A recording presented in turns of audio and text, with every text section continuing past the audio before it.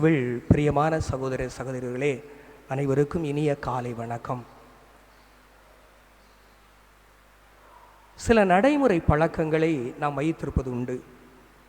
பொதுவாக முதல் முறையாக பள்ளி செல்கின்ற குழந்தைகள், முதல் முறையாக வேலை வாய்ப்பிற்காக செல்லக்கூடிய இளைஞர்கள், சில புதிய காரியங்களை தொடங்குவதற்காக முயற்சி எடுக்கின்ற போது இருக்க பெரியவர்கள், இவர்களெல்லாம் நடைமுறை வழக்கத்திலே நம் வீடுகளிலே இருக்கக்கூடிய பெரியவர்களை சந்திப்பது உண்டு, ஆசீர்வாதம் பெறுவது உண்டு.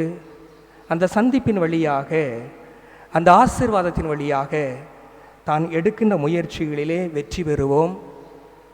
நாம் எடுக்கின்ற இந்த புதிய முயற்சி இனிமையாக, உயர்வாக, வெற்றியாக அமையும் என்ற ஒரு நம்பிக்கை நமக்கு உண்டு. புதிய காரியங்களை தொடங்குகின்ற பொழுது பங்கு தந்தையை சந்தித்து ஆசீர்வாதங்களும் பெறுவது உண்டு. அந்த ஆசீர்வாதங்களின் வழியாக நாம் எடுக்கின்ற காரியங்களில் வெற்றி அடைவோம் என்ற ஒரு நம்பிக்கையும் உண்டு. ஆக இப்படிப்பட்ட சந்திப்புகள் எல்லாம் நம் இயல்பாகவே நம்மிடத்தில் இருப்பவை என்னவென்றால், நாம் ஒரு புதிய காரியத்தை தொடங்குவதற்கு முன்பாக நாம் இந்த பெரியவரை, இந்த பங்கு தந்தையை நாம் சந்திக்கின்ற பொழுது ஆசீர்வாதத்தை பெறுகிறோம், வலு பெறுகிறோம். அதன் வழியாக நாம் எடுக்கக்கூடிய முயற்சிகளில் வெற்றி பெறுகிறோம் என்ற ஒரு ஆழமான ஒரு நம்பிக்கை. கிறிஸ்துவில் பிரியமானவர்களே, இப்படிப்பட்ட இந்த நடைமுறை சந்திப்புகளில் நாம் பழக்கமாயிருக்கிறோம், இதை நம்புகிறோம், இதில் நாம் வலு பெறுகிறோம் என்ற ஆழமான நம்பிக்கை நமக்கு இருக்கிறது. அன்னை தெரசாவை பற்றி நாம் கேள்விப்பட்டிருக்கிறோம். அன்னை தெரசா கல்கத்தா சேரி பகுதிகளிலே மிக சாதாரண மக்களோடு பணி செய்தவர். மிக சாதாரண மக்கள் என்று சொல்லுகின்ற பொழுது கைவிடப்பட்டவர்கள், அனாதைகள், ஏழைகள், கைம்பெண்கள், தொழுநோயாளிகள் என்று பல்வேறு பிரிவினரை அன்னை தெரசா கவனித்து கொண்டு வருகிறார்.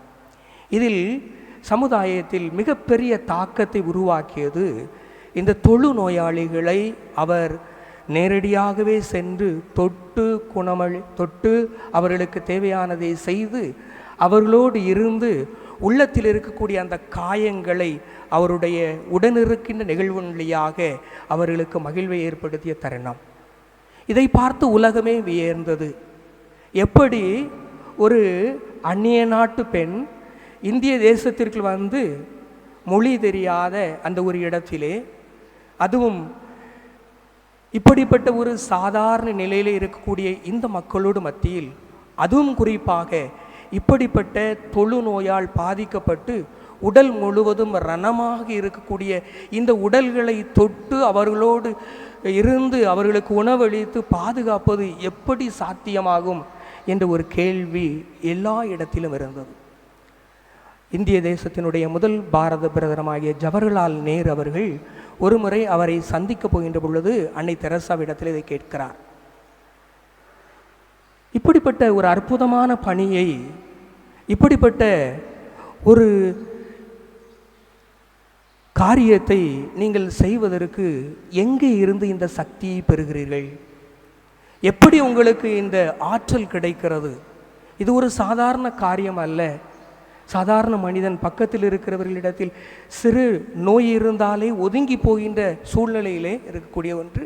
ஆனால் நீங்கள் இப்படிப்பட்ட தொழுநோயாளிகளுக்கு அருகிலே இருந்தவர்களை குணப்படுத்துகின்ற நிகழ்வை நீங்கள் செய்வது ஆச்சரியமாக இருக்கிறதே, எப்படி உங்களால் இயல்கிறது என்ற கேள்வி எழுப்புகிறார்.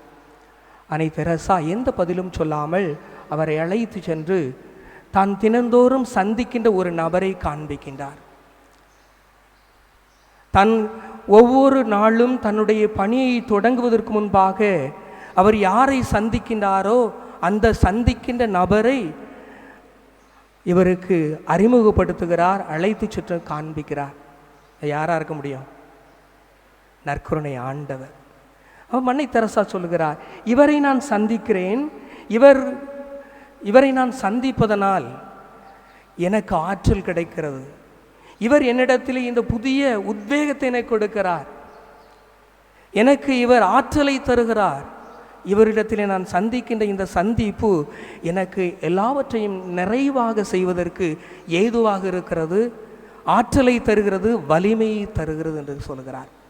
கிறிஸ்துவில் பிரியமானவர்களே, உலகிலே பல சந்திப்புகள் நடைபெற்று கொண்டிருக்கிற 2 வகையான சந்திப்புகள் இந்த உலகத்திலே நாம் பார்க்கலாம். ஒரு வகையான சந்திப்பு எதிர்மறையாக அமைந்து விடுகிறது. ஒரு சில சந்திப்புகள் நம்முடைய வாழ்வில் நேர்மறையாக, மகிழ்ச்சியாக, வாழ்வில் வலுவூட்டக்கூடியதாக மாறிவிடுகிறது. அன்புக்குரியவர்களே, இப்படிப்பட்ட வாழ்க்கையில் வலுவூட்டக்கூடிய, சக்தி அளிக்கக்கூடிய, நாம் யார் என்பதை கண்டுகொள்ளக்கூடிய ஒரு சந்திப்பை பற்றி தான் இன்றைய இறை வார்த்தைகள் அன்புக்குரியவர்களை நமக்கு சொல்லுகிறது. முதல் வாசகத்திலே பார்க்கிறோம், சாமுவேல் சிறுவன் ஏலி என்ற குருவோடு ஆலயத்திலே உடன்படிக்கை பேழை இருக்கக்கூடிய இடத்திலே, அந்த முக்கியமான இடத்திலே இருந்து கொண்டிருக்கிறார். நாம் பல நேரங்களில் இந்த விவிலிய பகுதிகளை வாசித்தது உண்டு, இதை பற்றி தியானம் செய்திருக்கிறோம். அப்படிப்பட்ட ஒரு அருமையான பகுதி. சாமுவேல் அங்கே இரவு நேரத்திலே தூங்கி கொண்டிருந்த பொழுது சாமுவேல் சாமுவேல் என்ற குரல் கேட்கிறது. இந்த குரல் கேட்கின்ற பொழுது ஒருவேளை குருவாகி ஏலிதான் அழைக்கிறார் என்று சொல்லி அவரிடத்தில் போய், குருவே என்னை அழைத்தீர்களா என்று கேட்கிறார். ஏலி சொல்கிறார், இல்லை, போய் படு என்று சொல்கிறார். இவராக 2 முறை கடந்து 3வது முறையும் ஒரு குரல் கேட்கிறது, சாமுவேல் சாமுவேல் என்று.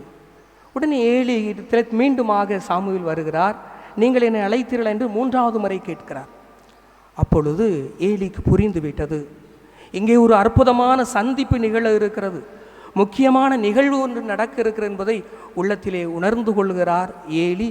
உடனே சொல்லுகிறார் சாமுவேலை பார்த்து, மீண்டுமாக இதே குரல் உனக்கு கேட்கப்பட்டது என்றால், மீண்டுமாக நீ அழைக்கப்பட்டாய் என்றால் அருமையாக சொல், ஆண்டவரே பேசும், அடியான் நான் கேட்கிறேன் என்று சொல்லுகிறார். சாமுவேல் மீண்டுமாக படுக்க சொல்கிறார்.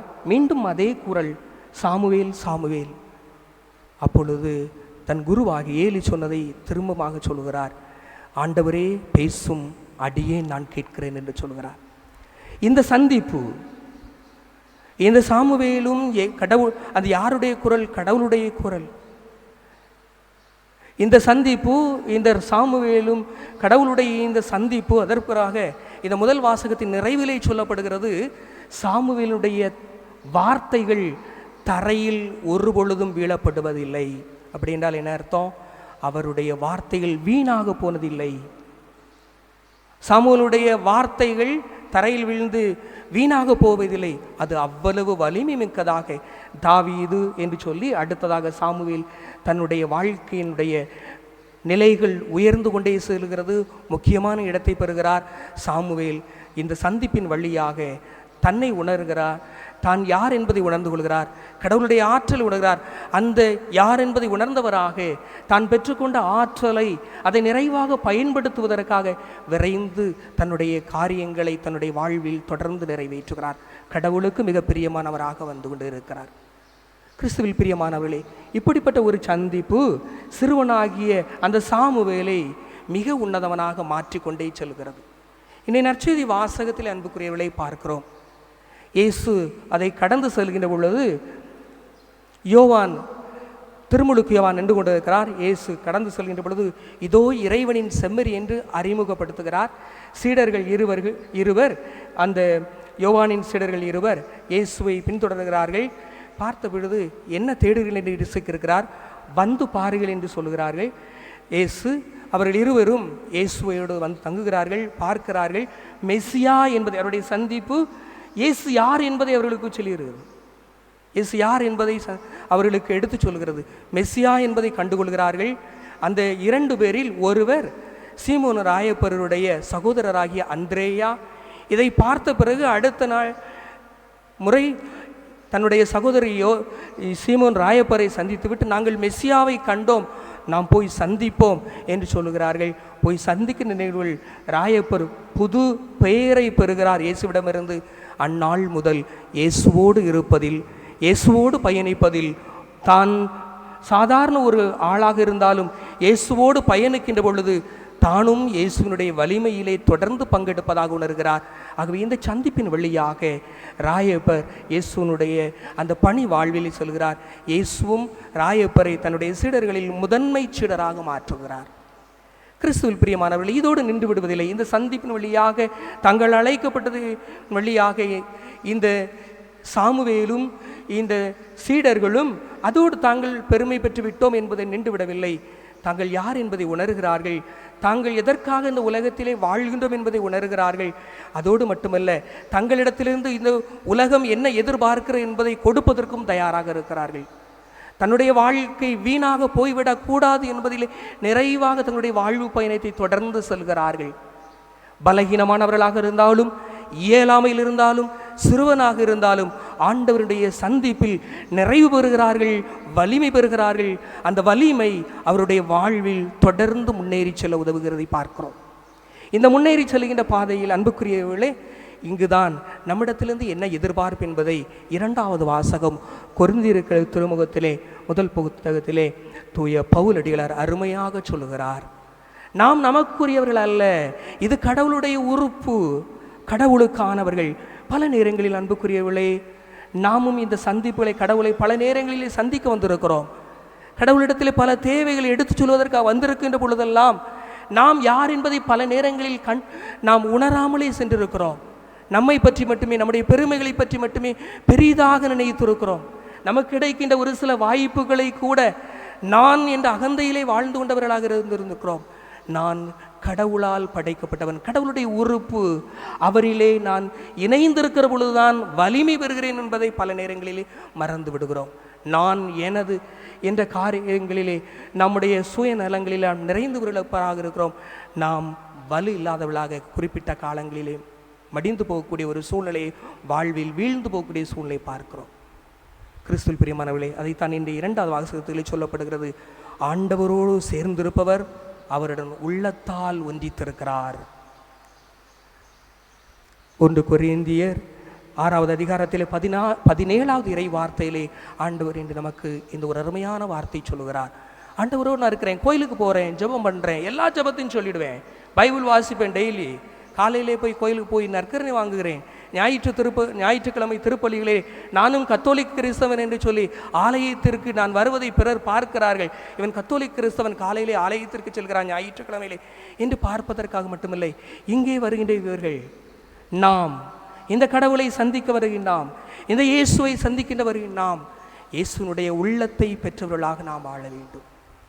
தூய பவுலடிகளார் சொல்லுவார் தன்னுடைய திருமுகத்திலே, கிறிஸ்துவின் மனநிலையை ஏற்றுக்கொள்ளுவர்களாக வாழுங்கள் என்று அழைப்பு கொடுக்கிறார். எத்தகு வாழ்க்கை முறை நம்மிடத்திலே வாழப்பட வேண்டும். ஒவ்வொரு நாள் இந்த சந்திப்பு, கடவுளோடு கொண்டிருக்கிற இந்த சந்திப்பு எத்தகைய ஒரு வாழ்வு முறையை நமக்கு வெளிப்படுத்த வேண்டும் என்பதை அன்புக்குரியவர்களே இன்றைய வாசகங்கள் வெளிப்படுத்துகிறது. எனவே முடிக்கின்ற பொழுது தூய பவுலடிகளார் சொல்கிறார், உங்கள் உடலால் கடவுளுக்கு பெருமை சேருங்கள். சிந்தித்து பார்ப்போம், நம்முடைய வாழ்க்கையினால் கடவுளுக்கு பெருமை சேர்த்த தருணங்கள் என்ன?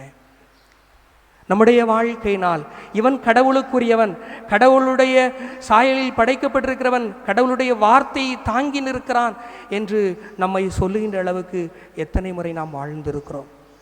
எத்தனை முறை அன்புக்குரியவர்களே நம்முடைய வாழ்க்கையிலே பல நேரங்களில் சந்திக்கின்ற நிகழ்வுகளிலே நாம் விட்டு கொடுத்து போயிருக்கிறோம்? எத்தனை முறை நாம் பல துன்பங்கள், துயரங்கள் வருகின்ற பொழுது அதில் நம்பிக்கை இழக்காமல் இருந்திருக்கிறோம்? சிறு சிறு காரியங்களுக்காக சின்ன சின்ன தியாகங்களை நாம் செய்திருக்கிறோமா? நம்ம வீடுகளிலே நாம் இது வாழ்கின்ற பொழுது, குடும்ப உறவுகளில் நாம் இருக்கிற பொழுது சின்ன காரியங்களில் விட்டு கொடுப்பதற்கு எத்தனை முறை தயாராக இருந்ததனால் நாம் மகிழ்ச்சியை பெற்றிருக்கிறோம். எத்தனை முறை விடாப்பிடியாக பிடிவாதமாக இருந்ததனால், விட்டு கொடுக்காத மனநிலைகளில் இருந்ததனால், தியாகம் செய்ய நாம் தயாராக இருந்ததனால் நாம் சந்திக்கின்ற பிரச்சனைகள் என்ன, பிளவுகள் என்ன, பிரிவுகள் என்ன? இதைத்தான் அன்புக்குரியவர்களை ஆண்டவர் என்று அழைக்கிறார். ஆலயத்திற்கு வந்திருக்கிறோம், கடவுளை சந்திக்க வந்திருக்கிறோம், கடவுள் நம்மை அழைத்திருக்கிறார். சும்மா அழைக்கல, தாயின் கருவிலிருந்து நம்மை தேர்ந்தெடுக்கிற இறைவன் நம்மை பெயர் சொல்லி அழைத்திருக்கிறார். அதைத்தான் திருமுழுக்கிலே நாம் பெயர் சூட்டப்படுகின்ற நிகழ்வு. இயேசுவிலே நாம் பெயர் சூட்டப்படுகிறோம், நாம் இந்த பெயரோடு அழைக்கப்படுகிறோம். ஆகவே தாயின் கருவிலே உருவாக்கப்பட்ட நாம், திருமுழுக்கின் வழியாக பெயர் சூட்டப்பட்ட நாம் கடவுளால் பெயர் சொல்லி அழைக்கப்பட்டிருக்கிறோம். வா என் அன்பு மகனே மகளே, என்னை சந்திக்க வா என்று சொல்லி நம்ம அழைத்திருக்கார். இயேசுனுடைய அழைப்பின் பெயர் தான் இன்றைய காலை வேளை நாம் குழுமி இருக்கிறோம். வெளிப்புறத்திலே நாம் கிறிஸ்தவன் என்று காண்பிப்பதற்காக இன்று இயேசுவை சந்திக்க வரவில்லை. உண்மையாகவே என் இறைவன், என் தலைவன், என் அன்பன், என் உறவினன் இயேசு என்னை அழைத்திருக்கிறார். இவரை நான் சந்திக்க வந்திருக்கிறேன்.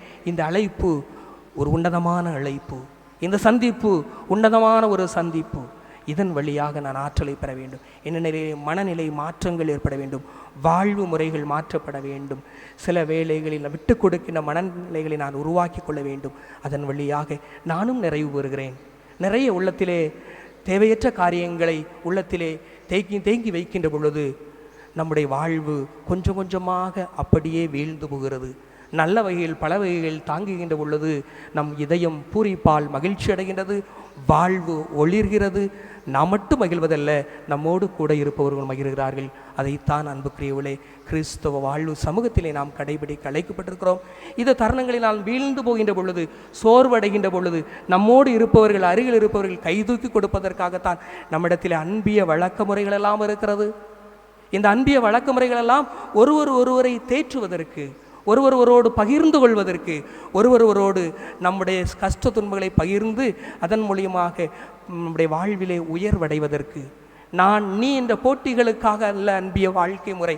நம்முடைய வாழ்க்கை முறை நான் உயர்ந்தவன் என்பதை காண்பிப்பதற்காக அன்பிய வாழ்க்கை முறை அல்ல. அன்பிய வாழ்க்கை முறை என்பது உண்மையான அன்பை பகிர்ந்து கொள்வதற்கு.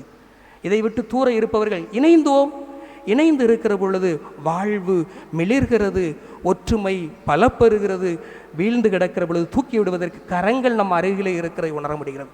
அத்தகைய ஒரு உண்மையான கிறிஸ்தவ வாழ்வை இன்று காலையிலே சந்திக்க வந்திருக்கின்ற இந்த சந்திப்பு நமக்கு கொடுப்பதாக இருக்கட்டும். எவ்வாறு ஆண்டவர் சாமுவேலுடைய வார்த்தைகள் தரையில் வீழ்த்தப்படவில்லை என்று சொல்கிறார்கள், நம்முடைய வாழ்வு வீணாகப்படவில்லை. வாழ்வு வெற்றியாக, விருட்சமாக வளர்ச்சி அடைகிறது, எல்லோருக்கும் பயனுள்ளதாக மாறுகிறது என்பதை உணர்த்துகின்ற அந்த வலிமை பெறுகின்ற வாழ்வாக மாற இந்த சந்திப்பு அமைய வேண்டும். உண்மையாகவே நான் ஆண்டவரை சந்திக்க வந்திருக்கிறேன், இறைவா ஆற்றலை தாரும், வல்லமையை தாரும் என்று இந்த உன்னதமான பலியிலே ஆண்டவர் மெய்யாகவே பிரசன்னமாக இருக்கிற இந்த தெய்வீக திருப்பலியிலே நாம் ஒரே குடும்பமாக இணைந்து மன்றாடுவோம். இறைவன் நம்மை, நம் குடும்பத்தை, நாம் செய்கின்ற தொழில் முயற்சிகளை, நம் ஊரை, இன்னும் நம்மை சுற்றி இருக்கிற எல்லா மக்களையும் நிறைவாக ஆசீர்வதிப்பார். ஆமேன்.